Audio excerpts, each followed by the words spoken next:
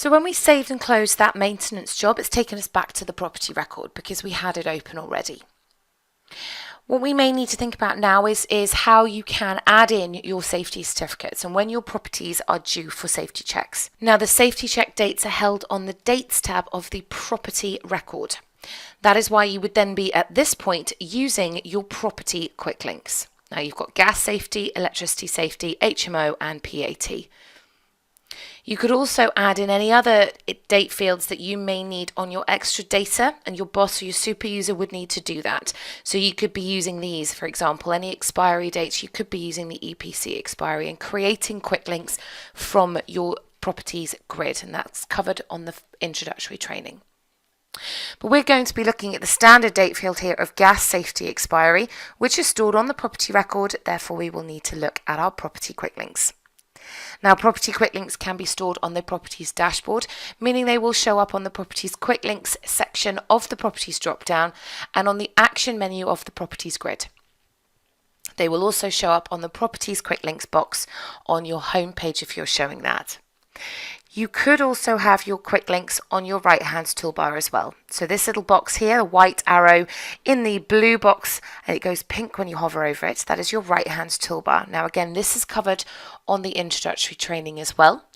But scrolling down to the property section of your right hand toolbar, you can see here that we've got office properties with a gas check due. Now these need to be let properties. They have to be let, and it gives them a month to book in that safety check. So clicking on that quick link will open up the pre-filtered grid of all let properties where the gas check is due within the next month, or it's already passed and you've missed that date field. So from the properties grid, you can right click and send outputs out to your landlords telling them that they are due a gas safety check. You could create a report if you needed to as well, print out a report and get in touch with the contractors that do your gas safety checks. However you do that, once you've booked that in and you have received the certificate back, on the actual property record, so clicking into the property, clicking into the events tab and clicking add new event.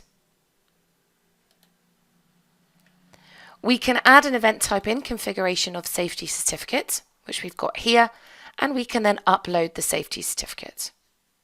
Now, once again, I'm just using this assured short hold tenancy agreement as an example, but any safety certificates you've got, you can add in, you can upload them onto the events tab, and then in the notes box, put your notes in. So gas safety certificates for 2016.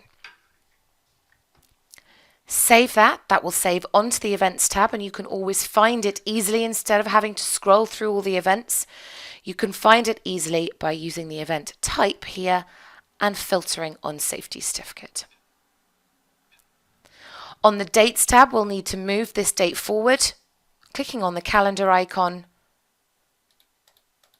and moving that forward to September 2017. Clicking on the date and then potentially in the notes, adding in here gas safety certificate for 2016 uploaded into events under type of safety certificate.